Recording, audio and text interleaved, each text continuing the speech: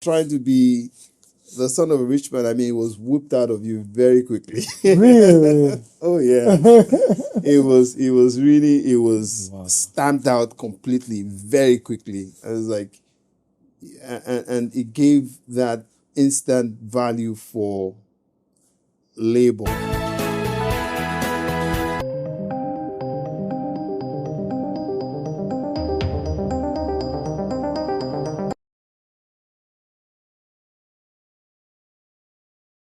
Hey guys, how you doing today? So welcome to another beautiful episode of the Billionaire Habits Podcast with me, Stephen Akintayo.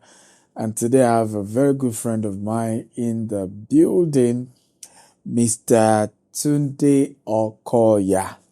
How you doing today? Pleasure, always a pleasure to meet you and to see you, my friend. Always a Welcome. pleasure. How you you. doing today? How's Very family? well. How's business? Oh, great. Excited to, be speaking with you because I know I'm going to take away some nuggets. No, you don't. You don't have it. No, to be honest, there's always a very healthy exchange. And Yeah. every time I always come away smarter and wiser. No, Okay. but that's a fact. That's Okay, so definitely a that fact. means it's mutual. We both learn. Right. Absolutely. But for you, have you always known you'll be an entrepreneur? We say the Definitely. thing runs in the family. Oh no, definitely.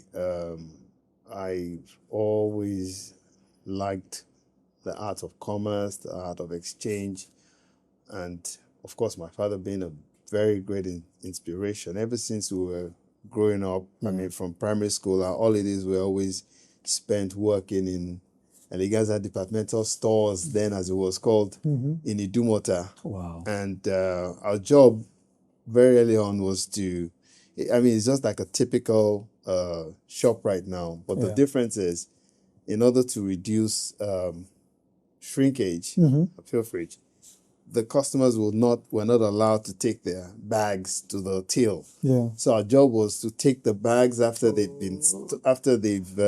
made the purchase and take it to the cash point Wow. for them to pay. And it was very interesting. We got paid. Wow. So getting paid. What age? 5, 6, 7, 9, 10, so we did it all every holiday. Wow. And I just love the energy of Lagos and Idumota, the trading, commerce, exchange.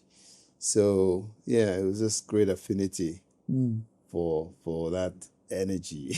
So that just told you this is what I'm going to do. Definitely. And we also had a father that always inspired you to want to go and be in business.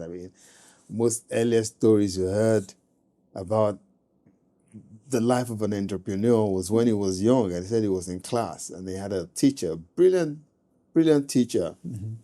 And every time he was teaching in class, and he would look at him from the back as a student, and his clothes were not the best. He had the collar was faded, torn, and everything. But of course, they said, no disrespect to people that teach. I doff my hat to people that teach. It's a calling, And he said he made up his mind very, very quickly that, no, that's not the life I want. And he said, by contrast, he will go to Lagos in Idumota and he will see the big traders of back in the days. Yeah. Mostly those traders from Ilorin, the Titiloyes and all of them. Yeah. And, they'll be sitting down, the big regal splendor abbadas with all the designs and everything. And he said, yeah, That's what I remember. And it was a tailor. So Wow. Ojuku was one of their clients. Senior. Ojuku's senior, actually, was one of his clients. And Wow. they would do all those big regal, I was like, yeah, there was no brainer. Wow. So hearing those stories growing up from very young, hearing those, experiences just made it very Easy to say entrepreneurship and commerce was. But growing up, will you say that the experience gave you more hunger or made you more comfortable? Because sometimes people say people who are from rich background are not as hungry. because obviously you are an exception because your hustle is real, you know. But will you say is a myth, and or what really created that exception for you? Because a lot of people from wealthy background just want to live the life and have fun. Oh, yeah, I mean, that was definitely not it, because right from inception, the hunger to succeed was very, very important. I mean, in the household, one very clear ethos that was drummed in was one, humility Yeah. was one of the things that we were taught very early. Wow. To be humble, Yeah. to be hardworking, Yeah. to be dedicated, honest, Yeah. and trustworthy. So if you ever, it's not like these days when you have Instagram and everybody is posting whatever they like.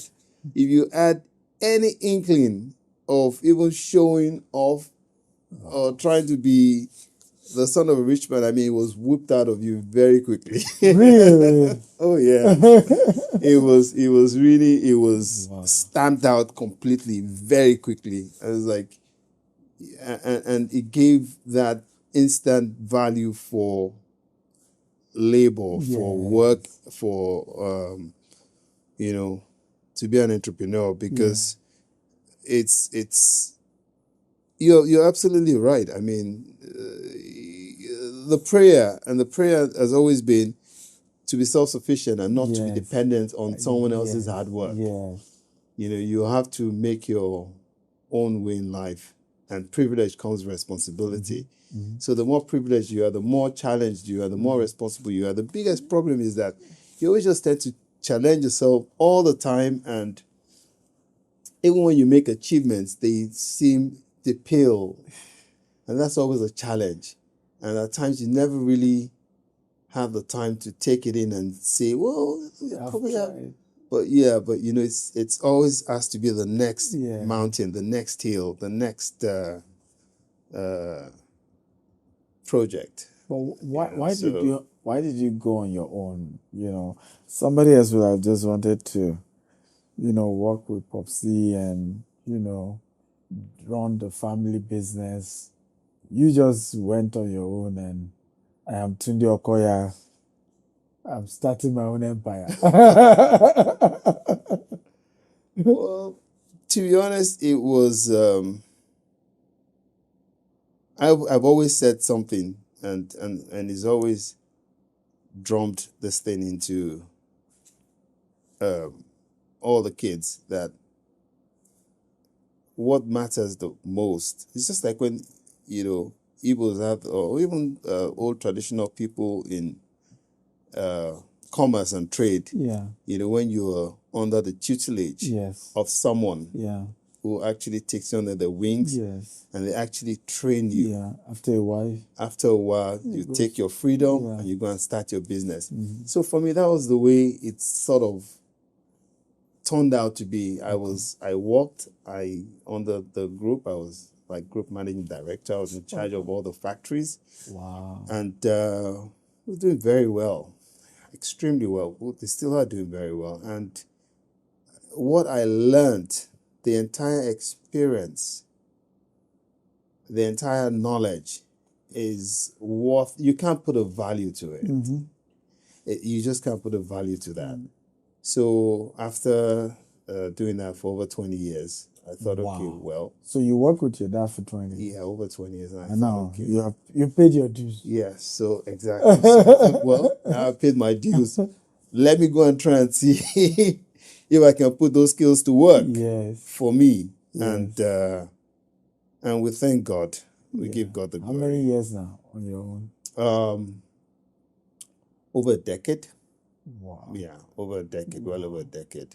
So, I mean, I still help out where there's stuff to be done, where there's a need, but focus full-time on my own business. So it's actually well over a decade. Wow. So, and in that process, you needed to start reinventing yourself, redefining yourself. When you're a CEO in a top corporate organization, and then the structures are there, the capacity, the manpower is there, it's a totally different kettle of fish when you When you start, you're bootstrapping. yeah, you kind of. bootstrapping exactly, and you probably don't have access to top talent Yes. and brand, Yeah. and so And now you have to bear your own name. now you have to bear your own name. You have to do everything from the scratch and build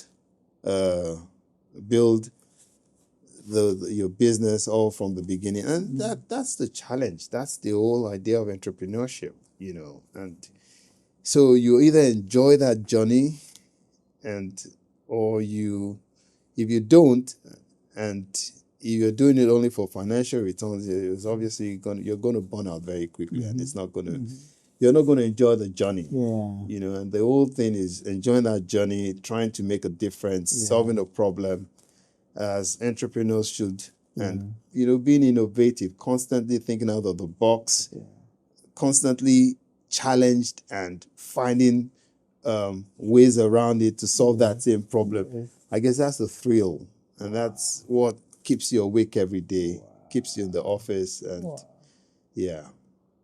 and swinging for the fences. What was the first business or the first product when you left and started your own? So the idea initially was to continue with the production of the cooler boxes in one of the factories, which we did for a while, but we weren't getting the scale that we could get at that time in terms of returns and everything, because it was the whole idea was scale, economies of scale. And since we weren't getting the scale, so we did.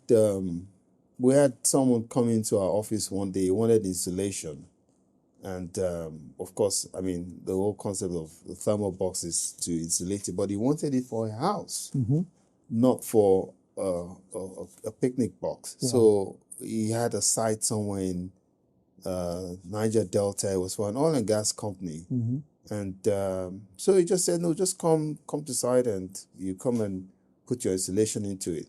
Of course, we did, and it turned out to be a very profitable business. But the entire execution and the way it was done was completely wrong. So we went back and sat down in the office and thought about it and said, "No, I mean, this can definitely be done in a much more profitable and a much more efficient way." So from our research, we now got into structural insulated panels and so on and so forth. So that was the first business we did.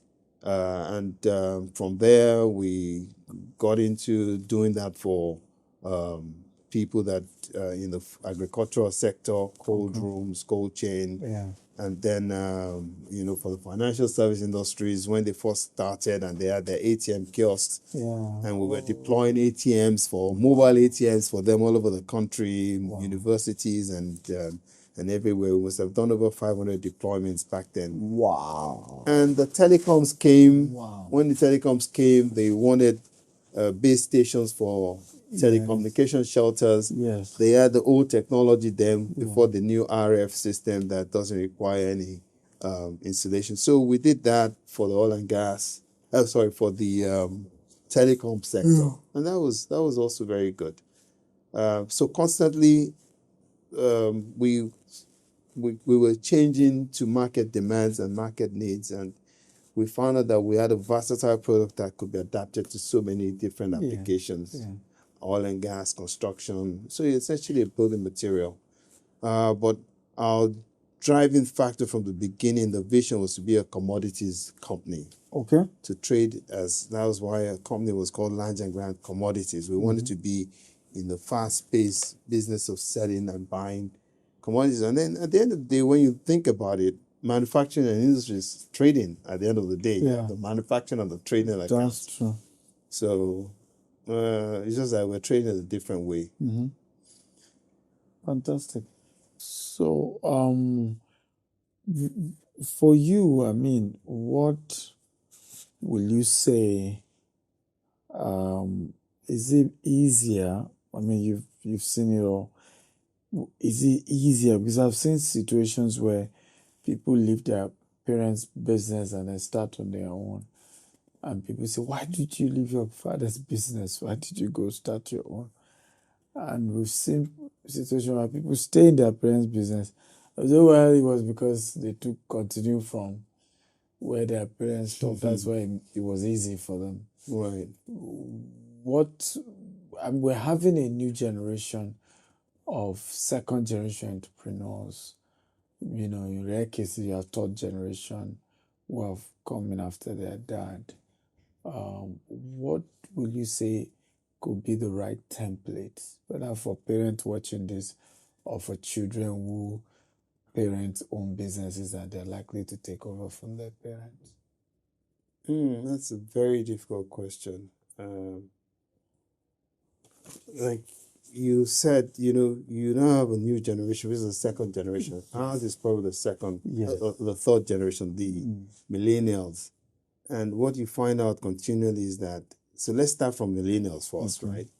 You find millennials that are, very opinionated, self-driven. Yes. And if you look at most of, even in the US, most big firms or most of the successful entrepreneurs we know now, you would hardly find them crossing to a third generation, taking over from them. I mean, look at Elon Musk, for example, or Bill Gates, or any of this so-called very, very popular entrepreneurs that we know now. Because millennials just have a mind of their own. They're not going to be, they usually always prefer not to be in the same business. Of course, there's some few exceptions. So that's the third generation. Now, second generation, which is perhaps our generation, we tend to be a bit more submissive. We kind of always have that difference for, our parents and the family legacy. More humble. More humble, trying to continue the family legacy. And the way I see it, maintaining the legacy of the business is multidimensional. You could do it continuing with a conventional business. Or you could do it just redefining your own path, but still achieving the same results and still maintaining the same legacy. I mean, I don't know if Dangote will be a good example, but take Dangote, for example. I mean, Dan Tata, they were perhaps into some sort of trade, but is completely diversified. He really turn it around. So what I'm saying is, you could actually diversify the business, still being in industry, but just maybe a different industry altogether. Of course, you would always stand on the shoulders of those that went ahead of you. You would not exactly be bootstrapping right from the beginning. You would always leverage on the experience, the goodwill, the brand that had gone ahead of you, of the previous generation. But I think by and large, it's always an individual call. But the most important at the end of the day is to maintain relevance in the economy and in the industrial sector. So fantastic. And I agree absolutely with you. For you,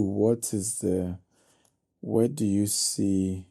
And by the way, congrats on the new expansion, Grant and VGS. Yeah, thank you so much. Thank you very much. You want to share a bit about that before I ask the question, which is on where do you see this whole thing in the next 50 years for you? Yeah, I mean, Grant and VGS is continuation of the vision we've always had to provide building materials that are environmentally friendly and to develop a real estate space,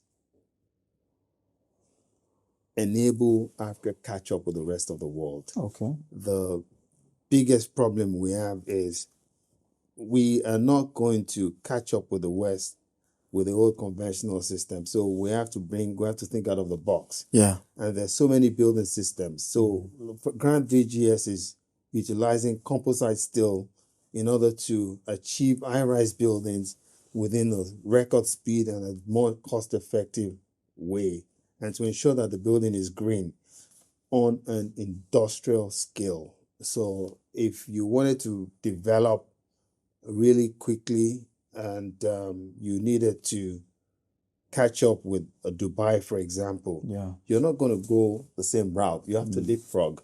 So what we think this technology affords us is the ability to leapfrog and to develop a lot particular high-rise, Lagos, Nigeria, even for low-cost housing, to to be a cosmopolitan city, because we know that rural to urban migration is going to happen.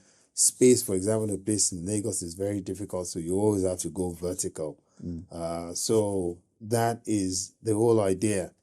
We started our factory already producing insulated panels that provides the envelope for the building. So the next phase is to provide the structure, the skeleton, the stanchions, the beams, and so on and so forth, in order to achieve high-rise buildings in record time, in an environmentally friendly manner, to provide housing for all. I mean, we all know what the housing deficit is. Construction is one sector that drives the economy, cuts across everybody. Real estate, even up to the mama put selling food at the gate, the lawyers, and it brings everybody. It engages the entire economy. I mean, there's no wonder why Dangote is the richest guy in Nigeria now, selling cement. So that's the target. Of course, we have a still sector that is not fully developed, but that's where the challenge is, to try and see how we can change and, well, not change, but innovate in the building sector. McKinsey did a study and they said the construction industry is one of the least innovative of all the entire sectors. Wow. The way buildings are done these days is the least innovative, least competitive. Very clearly, McKinsey reports shows that very, very clearly. And we have to think about it. We're moving into a digital age. Everybody's talking about AI. What does that mean for the way we run projects, or the way we handle buildings? And for us, we're taking a bet on offsite construction. It's not the same as just putting up a bunch of containers and stacking them on top of each other. We're talking about industrial scale, construction of buildings. So in order to do that, the skill set needs to change. The entire business model needs to change. Where you're a developer and you're building one floor after the other, waiting for people to pay before you continue the building, that model perhaps might change. People that off-take the buildings perhaps want to have a reset and say, okay, well, I want to see this building go to 10th floor before I pay. So those sort of mindsets need to come into play in order to change the entire construction industry, the way it's currently being done. But for, let's say, a 25-story building, for example, how fast will this technology build? 10 months. 10 months. The simple reason is that in a conventional building, you always need to cast, wait for it to cure. After 20 days, 25 days, they shutter and then move to the next floor. With a composite steel structure, you don't need to do that. Right after you cast, you can take, you don't remove the formwork. The formwork stays in there. And it's got up to 2-hour fire rating with the concrete included. So you can go up very, very fast. Even the Burj Al Arab, the hotel in Dubai, it was concrete up to a certain level. But in order to complete the very, very top of the building, because they couldn't take the concrete all the way to the top, it would dry quickly before it got there. And they had to use composite steel structure for the remainder of the building. And even they are changing now. The project in Saudi Arabia, the Neon project, a lot of them are not going to be done in the same way. They're looking at constantly pushing the envelopes, looking at new technologies, looking at more volumetric buildings, looking at so many other types of model. And where we talk a lot about global change, and to be honest, if we don't change the way we do things now at the moment, it's going to catch up. It's going to catch up for the next generation, even if it's not for us. So people buy into values these days, especially the millennials. And if you want to, hopefully we're looking at a time. Well, this housing deficit is so big, people probably don't care now. But eventually you want about to find 20 out. million housing deficit. Yeah, eventually if you want to buy a house, you want to know what kind of Energy Star ratings it is. But trust me, when you can see there's a recent discussion about increasing electricity bill again, it's going to become so expensive. People are going to be forced to think about efficiency in a building. This building, how much do I need to cool it down? Yeah. Cooling, of course, being the highest cost of energy in a building. And yeah. Cooling. So in the next 50 years, what do you see for your company? In the next 50 years, I envision a company that would be at the forefront of modular off-site building technology. Okay. In Africa? In Africa, definitely in Africa. And in order to also reduce the housing deficit using cutting-edge technology and innovation. That's where we want to be. And we want to do it in an environmentally friendly way that would be a win-win both for the company and the environment at large. Yeah. What problem are we going to solve? We're going to solve, hopefully, the housing deficit. By solving the housing deficit, you're creating a citizenry that has more stake, both in their country and in the economy. Because one thing we realize is that if people don't have title or property or ownership, they're always going to have very little stake in that economy. So home ownership is vital. It's a right. Brazilians, you could see in Brazil, they almost made home ownership a constitutional requirement, Wow. Because they try to take people from the slums into creating housing for them. And they're not stupid. They did that in order to create a middle class. Once you can create a middle class, then you can create more disposable income. And then, of course, if people can buy more. And I think that's where we need to go in this country. And that sounds like what Lee Kuan Yew did with Singapore. Right. In Singapore as well, housing is a human right.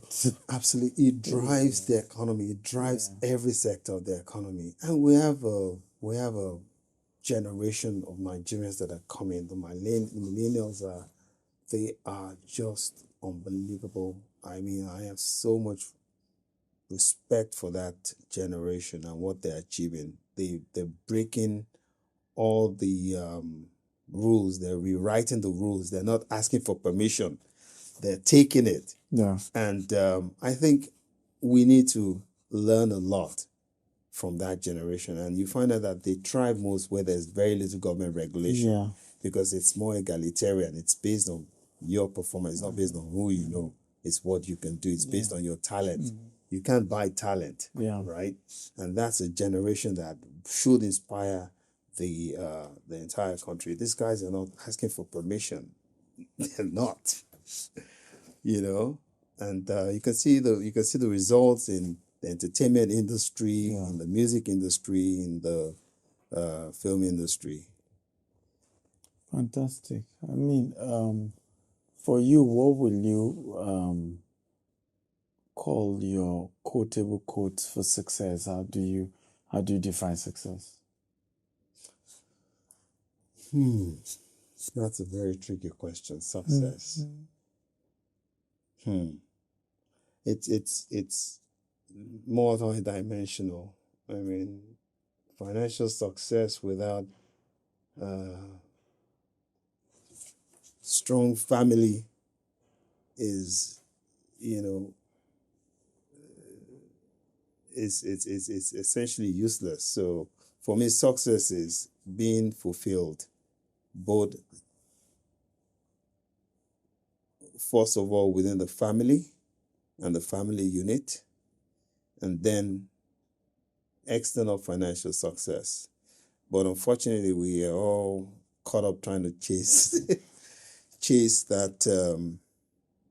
tail, I'd say, because at the end of the day, if you achieve financial success without a family and then you end up with kids that have not learned the values, and you've not been able to, help them develop in their lives and into the individuals they need to be, then what's the purpose of that success? Very true. So yeah, that's So for you, success is holistic. Money plus family. absolutely. Absolutely. And being most essentially, building a company that solves a problem. Yeah. That not just a company that is chasing the bottom line. Yeah. It must be able to achieve a change in society, essentially. If it doesn't do that, then there's no point. If Chief Razak Okoya were not to be your dad, what, in 2 sentences, how will you praise him? Oh, Who were not to be your dad, and you're just a neutral person, but you have enough insight as to who he is, what he's been through, how he's come this far. And by the way, he did his 85th birthday recently. You guys were there. Right. That's a very, very interesting question. If he wasn't, I would say this is someone that, people always talk about the success of him as a real estate or industrialist, but the very little aspect of what people really always fail to appreciate the most about him is that he is someone that is extremely innovative. Wow. Innovation drives through every fiber of his being. And he didn't go to university. No. He has a very popular saying that he always says every time in Europe. If you don't mind if I'll say in Yoruba and I'll interpret. He always say, Oyinbo mu tea, èmi mu ẹ̀kọ, omi gbígbóná kan náà la jọ mu. In other words, is that a white man drinks a cup of tea, I drink pap. It's the same hot water at the end of the day. And so what does that mean? What does that mean for the company is built? You bring in a machine, and the manual and the people have said, this is what it's going to do.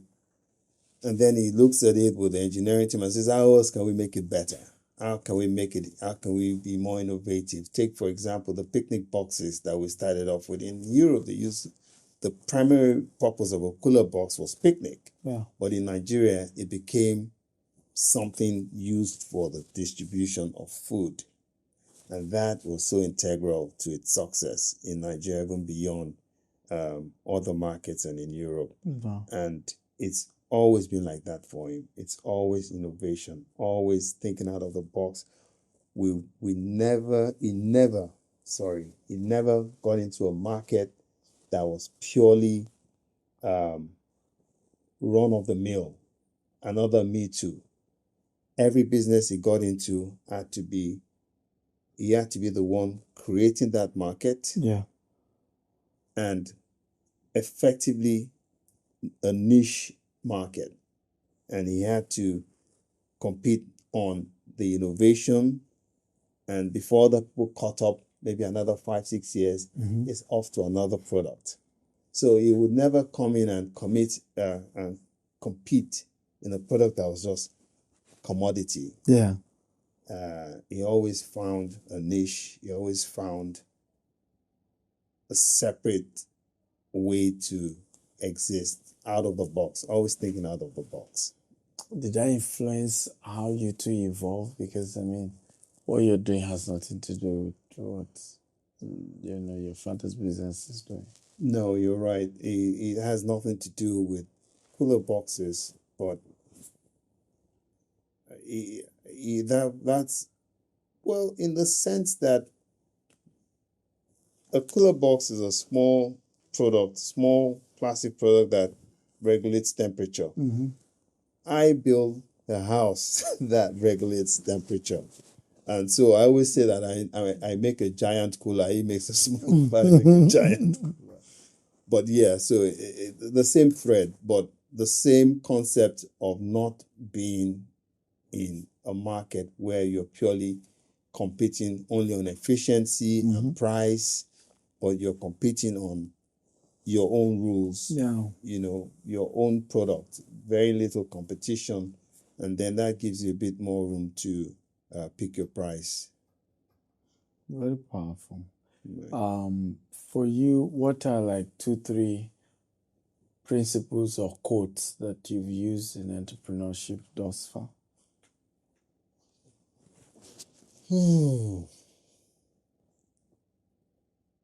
To be honest, the life of an entrepreneur is always a daily struggle, especially when you're building a new business. Yeah. And one thing is one, a strong faith in God. You can't achieve anything without it. Yeah. The that's G very factor. powerful. The G factor is always very That's very important powerful. because at the end of the day, the race is not to the swift, Yeah. or The battle to the to the wide, strong. but Time and chance. and God blesses all. So the God factor is the most important. God makes the luck for you, where everything is down, where the chips are down, where you don't know where that solution is going to come from. He appears. And for me, so the God factor is very important. And apart from that is trying to build a business that would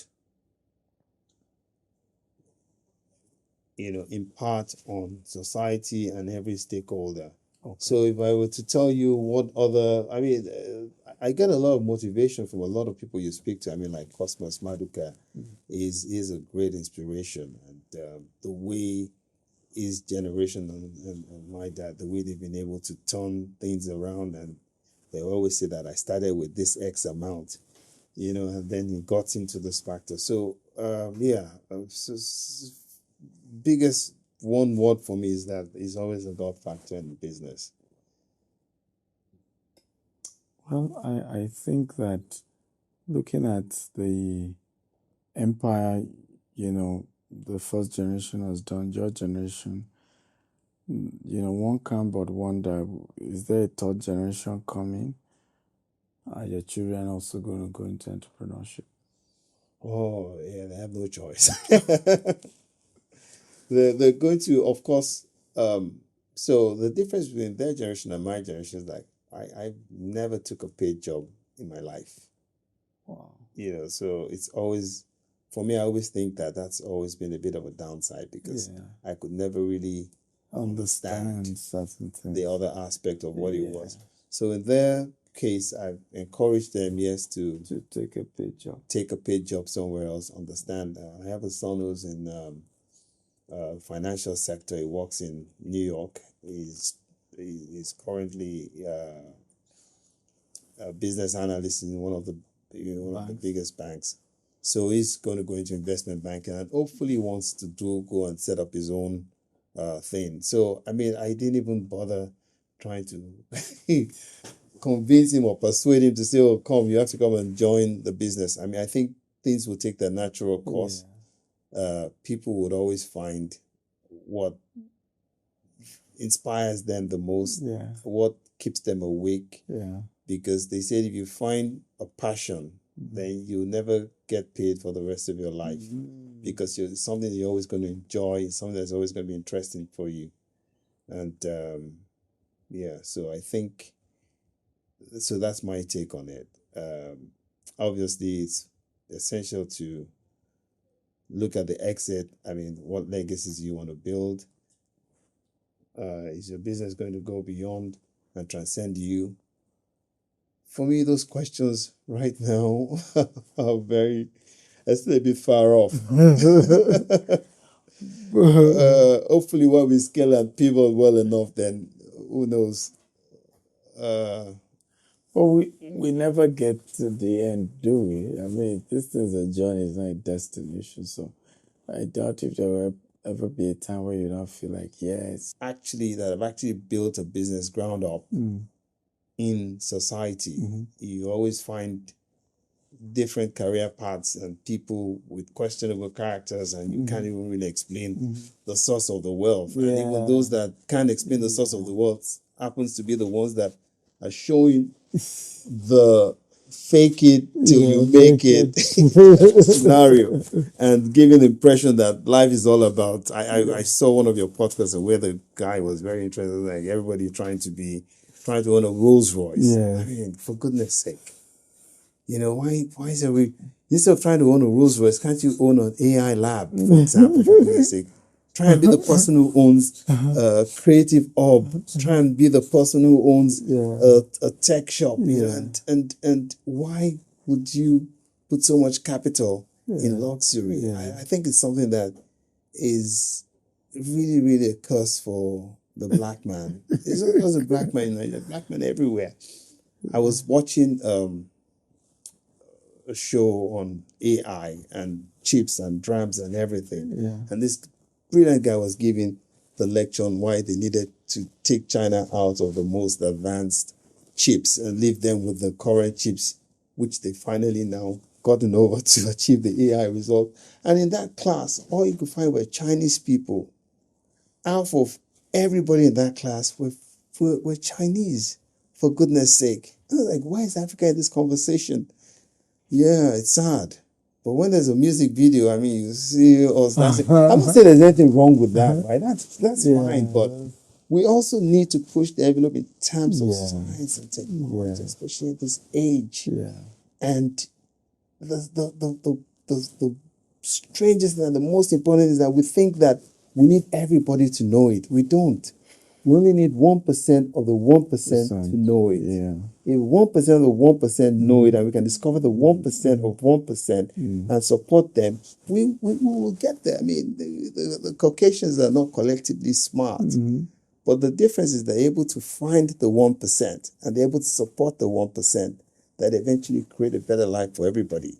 But collectively, they're not that smart. Let's be honest.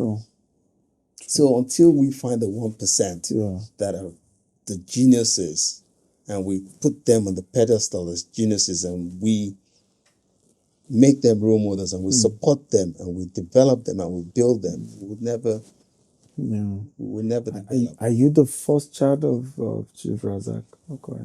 Oh, no. You are number what? In the football field. In the football team. You know, they always say that you can't count. They said people don't count children. Are you sure you don't know your number now? I'm not, you can't. Okay, for my mom, I'm the second. No, third, actually. No, but in the entire team, you're not sure you know your number. My number in the entire team.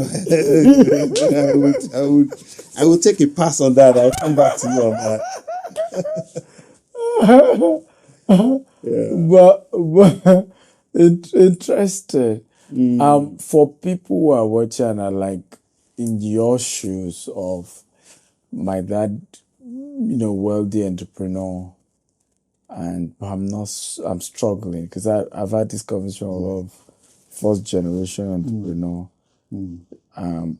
battling with how their children are.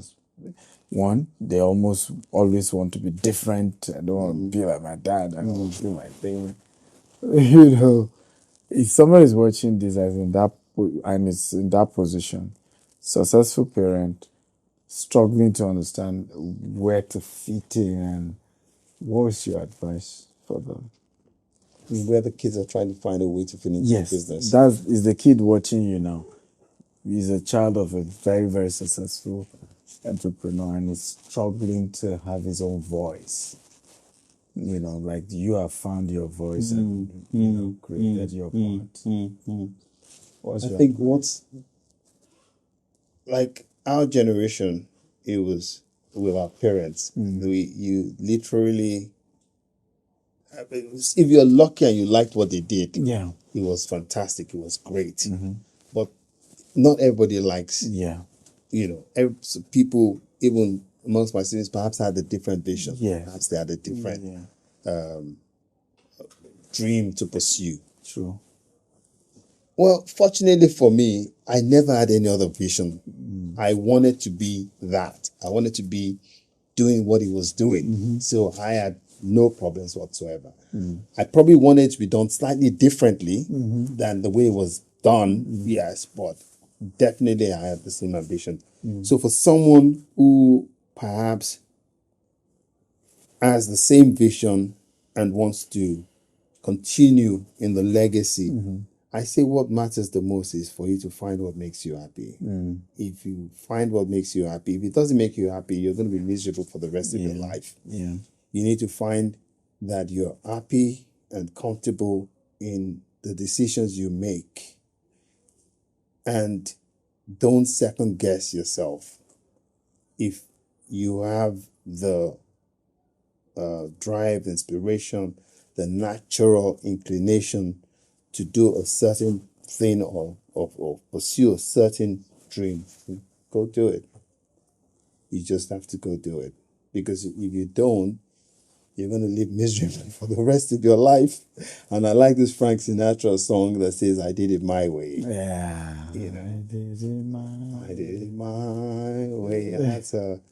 That's I mean, at the end of the day, when you're 80-year-old or at your deathbed and you look back, and then you can say that I did it my way. Is that your song when you're 85, like your dad just did? And said, I pray and I wish that at 85, and if I were to write my obituary today now, that I would want to say that I accomplished everything on my own. I did it my way, and not knowing other. I did it my way, and I was happy, and I could live in my skin, and I could sleep. Doing it my way and achieving it. Because I mean, at the end of the day, that's what every single person. That's what drives them. If you're an entrepreneur, the resilience, the pain, the suffering has to account for something. And you're not going to do it if it's only financial. You're going to get tired and you're going to walk away. You're going to go do something else. I mean, all the Jeff Bezos of this world, and that's the key thing. Got to do your way. Yeah. Well, ladies and gentlemen, I want to say we've had a great conversation, and I'm happy having someone like you because, like I said, there's a whole new generation of young people who are mentally rebellious and are trying to figure out. And I think the way you've done it is a model for such people to study. Because you're building your own empire, massive stuff. I mean, you're just quiet. A lot of people don't even know much about you, right? This is probably the biggest, platform that will help a lot of people to hear more about you. And you've done a non-confrontational, just do your thing and you're just pushing your stuff. And the way you're going, definitely, we already have, perhaps a greater than Razak Okoya in the making. Thank you so much. Thank you very much. Congratulations, and thank you for sharing your story with us. Thank you so much, Doctor. Like I said, it's always a pleasure coming here and being with you. And I honestly mean that. I remember the first course I attended, the program where you had lectured, and I always come up with a lot of nuggets. I mean, and it's very clear that you are definitely one of the brightest spots in this generation, torch in this generation.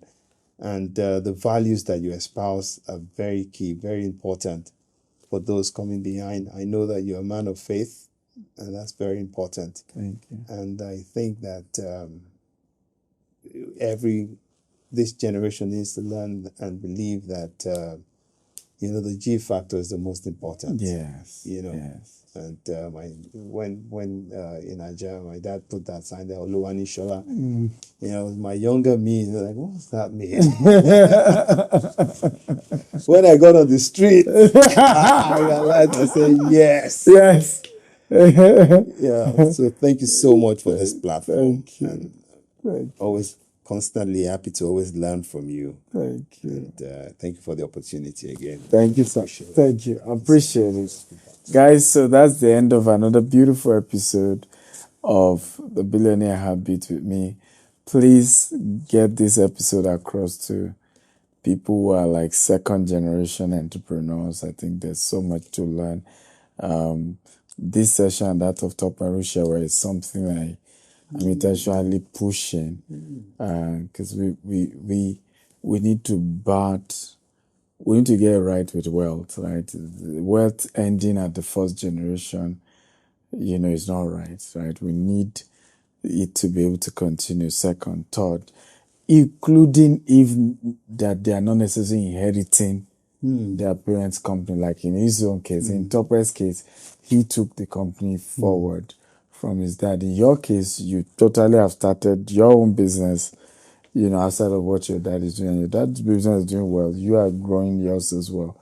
So people need to know it can be done here as well. And we need to end that circle where, the father started it, then by the time the children, everything is gone. Right. And so I hope this will inspire a lot of people. Have a great day. See you next episode. Bye-bye.